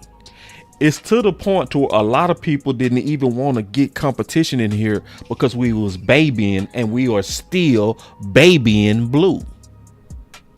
So when we will push ideas out there that I still believe in, I still know that there are outside backs that are better fits than blue right now, like Chubb. Like if you put Chubb with Williams right now, that would be a dope ass duo in Dallas right now. But a lot of Cowboy fans don't want to see that because they so in love with what blue could be. And it's this vision of blue. They just imagine him one day running down the field like Pollard. So they can say, I knew it. I knew it. It's like, he haven't shown you that, bruh. He's shown you that only a couple of flashes at UT. Real talk. And so I want to see him so that we can confirm that he is the guy, or everybody shut the fuck up. You see what he is. He ain't shit. Cause let's be honest, based on what we've seen so far, he has not performed better than none of the backs that's on the team. So has Blue been better than Malik Davis? Come on now, keep it real. Oh, hell no. Has he been even better than Maffa? No, God. Oh, hell no. So I want to see Blue officially so we can confirm he is the guy, or shut up talking about Blue. Blue got to show me, dog. And if we don't play Blue, guess what? It's going to be a whole lot of Blue mania going into next year. Man, next year, man, I think that Blue, and we ain't going to even be Tuck. You know I'm telling the truth on this. We're not going to even be open for running backs because we still going to be in love with the hope of what Blue could be. So I'd rather see him now so we can know without a shadow of a doubt. We saw him on the field and a judgment has been made. He ain't doing shit. Period. Yeah. And I'm honestly sick of it. I'm so sick of all this babying and this coddling and it. Dude getting beat out by everybody. He is not yet at all look better than Malik Davis. Not once. So every time they put Malik Davis in there in preseason, who looked better? The moment you would put Malik Davis in there, he would instantly look better than Blue.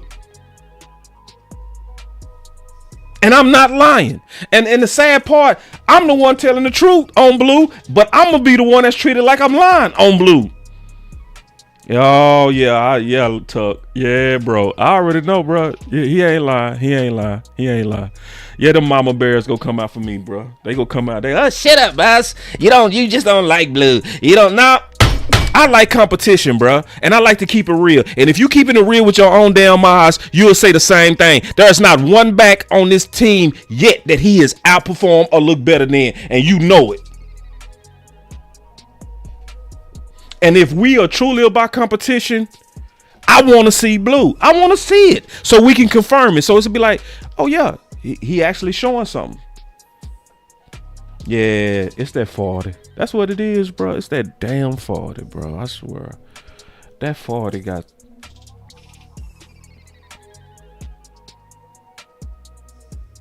Ooh, I like this. That boy say, true competition will push your confidence up or out the door. Ooh, take it easy. Take it easy on my back. Yes, and Capital Floyd. Yup, Malik was willing to play special teams. It's like, yeah. And then think about it. Blue had the nerve to put LOL when they started Malik Davis over him. Like Malik Davis ain't been balling better than you, sir. from the beginning, sir. How dare you put a LOL and then try to erase it like we ain't see it? No, how dare you, sir? No, sir. We need to see you actually just beat him out. If you come in and you balling, guess what? I'm gonna be like, say, dog, he took his spot back. He did. But you ain't took shit.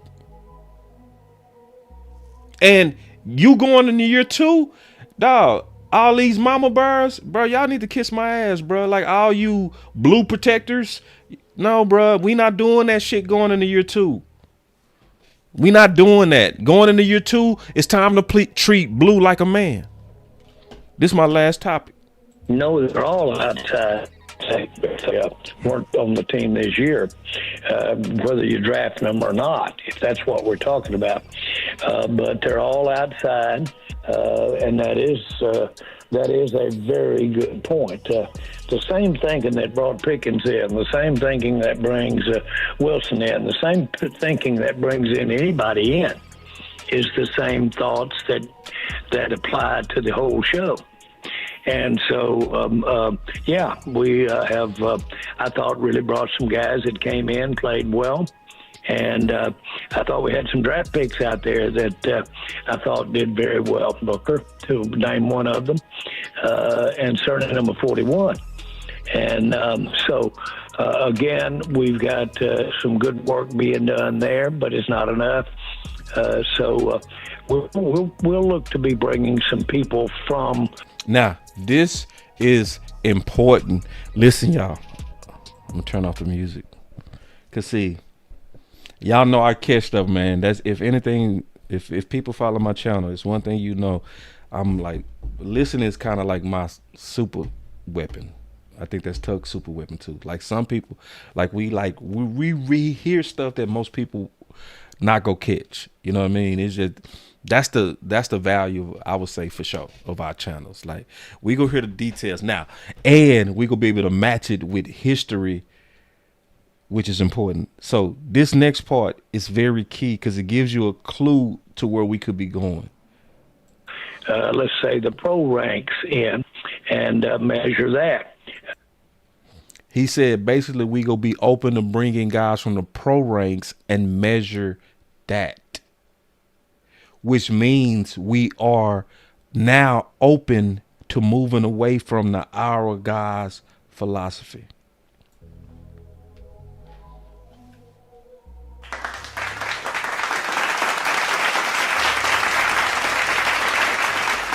And the our guys philosophy is where they overleaned on building this team through draft picks. This is why the smart fans was always pushing and fighting and praying and fasting and praying to the Lord that Pickens, Quinnen Williams, even Logan Wilson, even to a degree Elam, we needed this to be the year they played good. And that's what's happening. And because of that, because of the success of Pickens, because of the success of Quinnen Williams, because of the success of Clark, now our front office is forced to say free agents work. Turn off the music and say that again. We are now forced to now look at it and say free agents work. But this is the problem with what he said too, because I do listen. He said, we go bring them in and measure it. Hold on, bro. What you mean? You got enough now to measure. See, that's wait. Oh, you see this guy? See this guy? Number one bullshit guy. He do the wee woo. See, that's what that gives me fear when I listen close. Listen, because I listen, bro. I listen again. Some good work being done there, but it's not enough. We'll look to be bringing some people from, let's say, the pro ranks in and measure that. Measure? Hold on, homeboy. You already got enough to measure, big dog. Hey, can somebody answer the question? He don't have enough to measure right now?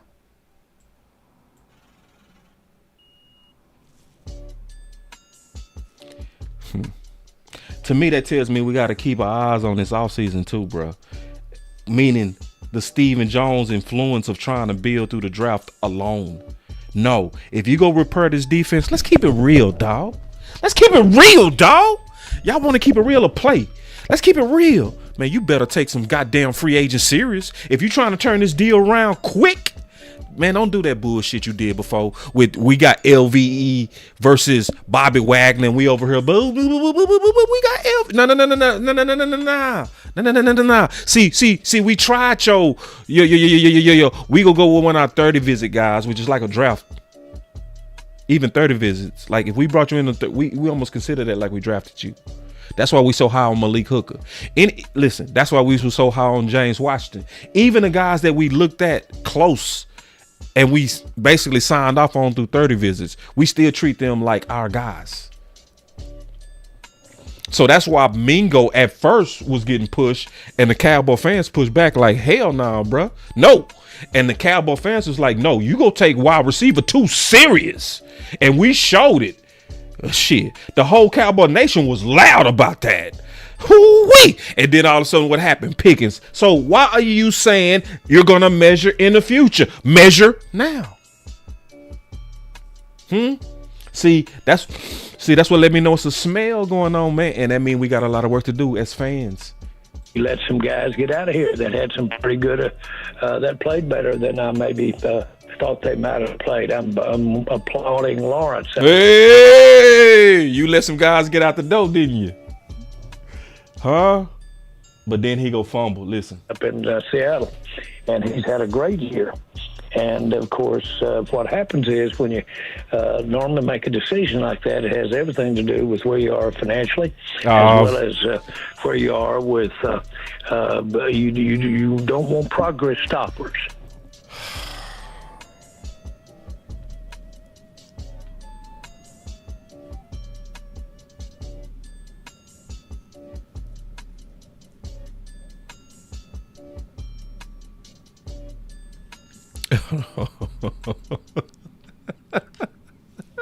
Shit! Wait! Everybody, come here. We gotta talk. Come here, everybody. We gotta talk. Come here, everybody. Let's have a family meeting real quick. Everybody join. Everybody, let's have us a family meeting. Whose progress did Tank stop?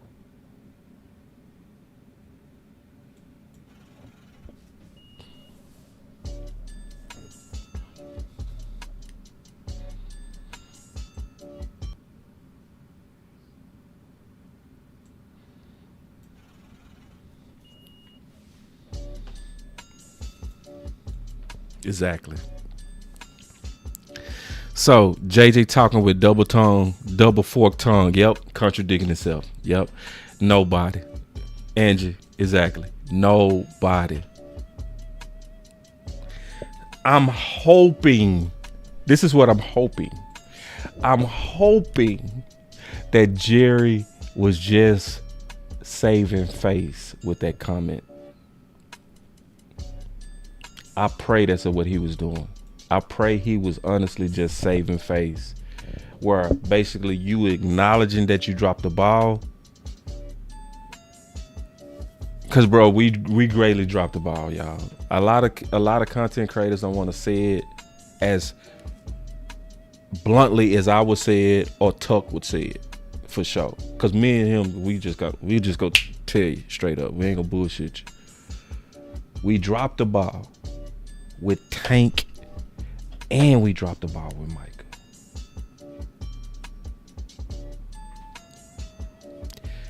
The two of the guys that made the Pro Bowl this year were our guys, Tank and Micah.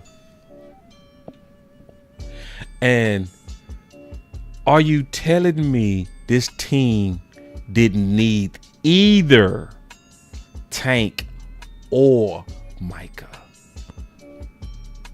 And J. Lou hurt too. But that last comment, that when he said we don't want progress stoppers, see, that's where they kind of make me nervous going into the offseason a little bit. When you start looking at people like Tank, like, you might hurt the progress of Ezraku. You might hurt the progress of Sam Williams. I'm gonna be honest, man. Competition don't need no protection. Real competition don't. Can I ask y'all a question? Did Bland need protection from Jordan Lewis when he first got here?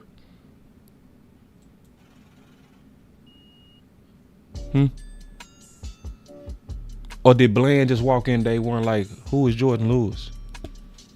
I don't give a damn. I'm here to take his job as a rookie. Did he need protection? Oh, man. This is true. This is true. We was too busy disrespecting them and didn't appreciate the value that they brought to them. Yeah. Tuck. One day people go hear you, bro. One day people go hear me. That we eat our own. See, Tuck is like that John the Baptist. We be preaching in the wilderness, man, eating wild locusts and honey, telling them the true gospel, but the people not prepared for it. That's the truth. That's the truth. And we can't. And you know what else, Tuck? We don't repent. We don't repent either. We eat our own. Then we start, after we finish that meal, we start looking for the next meal. And see, Tuck already predicted. You know who the next meal go be? Two people, Pickens and Steele. Them are the next people we go cannibalize. And see, Tuck done put all this out here early. Like, he put this out here early like a wizard. Like, he gonna be right on all of it too. That's sad. It's when you can accurately predict the evil we getting ready to do. And it's sad that, like, literally me and Tucker be sitting here doing good times saying, just remember these good old days of when we used to like Pickens, because they get ready to turn on. And we gonna be right. Like some people, but y'all being negative. You're just negative. No, bro, we know our team, bro. We know our fans, bro. And we know how easily we get manipulated, bro. We get manipulated easy. Wait till they start showing you some of the stuff Pickens used to get into. Wait till they start leaking that it was some problems with him being late. And wait till he have to hold out for his money. And wait till they start saying what he turned down. And wait till they start going out there saying he refused to talk to Jerry. Watch how the fans go. The same people that's GP. The same ones that GP, are you with me? Oh, you see this guy? See this guy? The same people. They gonna turn on his ass. The same content creators. I'm telling you now. The same ones who loved Michael. The same ones who was calling him generational. Turned on his ass. So did. GP. They go turn on him, bro. Yeah. GP, are you with me? The same ones. Are you with me? Are you with me? Yeah, it's already. Yeah. See. Yeah. And see what we trying to do is we try to prevent y'all from becoming zombies. That's what we trying to do. But sometimes it's overwhelming. It's like the city is lost. We lost the city. We go be able to give some of y'all that truth serum. And some of y'all go revive from the dead. Y'all go from being like followers of the crowd to independent free thinkers. Because that's what we want. We want people that think. That's why I had no problem with old boy debating me. I had no problem with him saying, I don't agree with you on that, boss. Shit, I'm cool with that. I ain't got no problem with that. I ain't got no problem with that. I'd rather people call in. If you call in, that's even better. That way we can really debate. Shit, that's what I'm for. But yeah. Say Tuck crazy. Say this real talk. And it's true. This true. Listen, everything he said is true, bro. This sad. This is true. We went from 1-800 pay Micah now to glad he gone and laid down on the table. That's facts. That is facts. Yeah, and they gonna do the same thing when they see GP having a fight for his money. GP, are you with me? They go turn on his ass, bro. Listen, hey y'all, it was a lot that happened today, man. It's a lot that happened today, man. That Diggs shit was wild. It was, but listen, thank God for my people like my boy Tuck. Like that's gonna come in, man. We got the same spirit, bro. We go just talk about the receipts, bro. It's like I said, likely whatever you felt about the Diggs situation, we want to go change you. We want to go change you today, but I'm not gonna let y'all. I'm gonna put it like this: as I'm summarizing the show, because I'm not gonna take no calls. We'll take calls tomorrow, me and him. We'll take some calls tomorrow. But I'm not gonna let the Cowboys lie to me. I'm not gonna let them make it seem like it's a culture thing to deny somebody from staying with his family. I'm not gonna do that. Like some people go for that. Likely, if you go for that, you already had an issue with Diggs. I'm just honestly glad it's over. I want a fresh start for him. The biggest risk is not him though. The biggest risk is what we heard with Pickens. So going forward, that's what we need to keep our eye on. Jerry trying to get his hands in that negotiation. That's a scary thing, y'all, because that's what turned the Micah thing. See, put it like this: if Micah would have never talked to Jerry, Jerry would have never had the ammunition to use against him in the public. Oh, hold on, let me say that again. Let me say that shit again with no music, a cappella. If Micah would have never talked to Jerry, Jerry would have never had the ammunition to use against him in the public.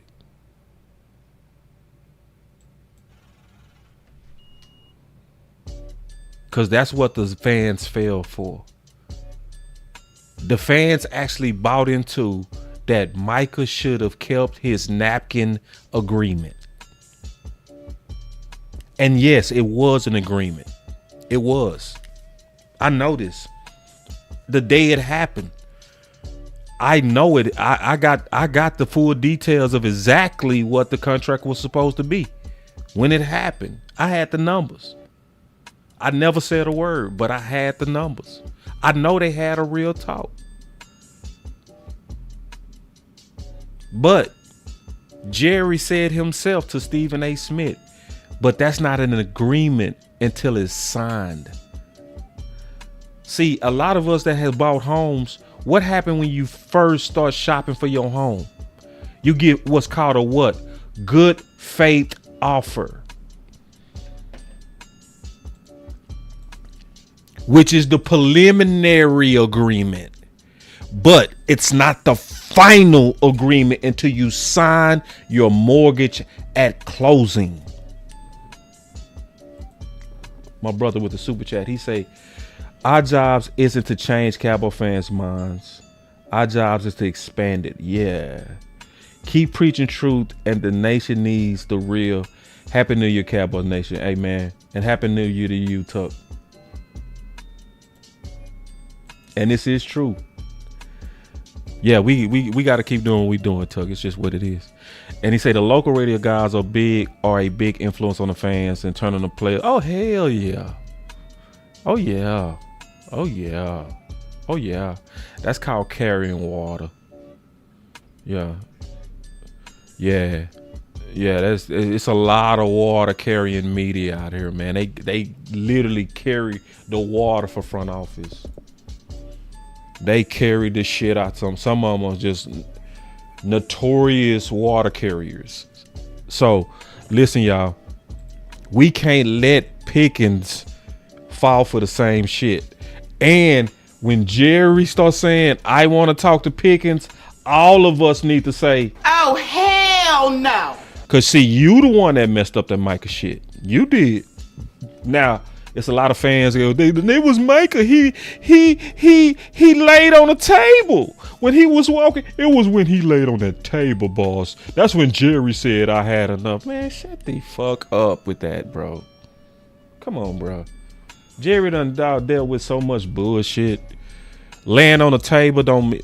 Talking about what his teammates was out there fighting for their life. He was disrespecting them by laying on the table, not showing professionalism. Man, shut the fuck up with that shit. You think Jerry give a damn about professionalism? The fact that he allowed Kelvin Joseph to come to practice after being potentially involved in a murder, man, stop all of this, bruh. Like, we can't pick and choose when the culture is righteous. See, when we want to justify doing bullshit, oh, this the culture, y'all go, it's the culture. Shotty has a culture. Jason Garrett, it's a culture. He got to protect this fucking losing ass culture. Well, man, this is Listen, you protect cultures that win, bruh. You don't protect 8-8 cultures. The person who, oh, I'm going off. I'm keeping it real though. I don't feel like bullshitting today. Like, you protecting on 8-8 ass culture. We over here, man. Shotty over here, man. Culture. There ain't no goddamn culture. 8-8. Talking about culture. Ain't no culture. So, man, it's your boy, Boss Show Me. I'm doing a very important series. I know a lot of y'all kind of checked out. I'm looking around the nation. I see everybody's numbers down. Y'all need to wake your ass and come to work, because we doing some work, and a lot of us doing some work. I'm gonna bring y'all about 10 to 15 high quality DC candidates, y'all. So, and I'm breaking them boys down, and I'm doing it before Monday. I'm calling it Preparing for Black Monday Flush Floose Day, because they are going to fire him. The worst thing to do is to start talking about DCs when Eberflus is gone. Hell no. We need to be talking about the potential DCs now. And I'm going to be talking about a lot of them. Matt Patricia, Bill Belichick, a lot of sleepers. I'm finna lay it out before Monday. Y'all gonna have 10 videos to 15 videos of DC candidates that's way better than what we got right now. Wake up, let's get to work, because this is when Jerry and them are working, because they're working. I know we's tired. I know we hurt because we're not in the playoffs. Well, fuck it. We got to get ready for 2026. It's still work to be done. No days off.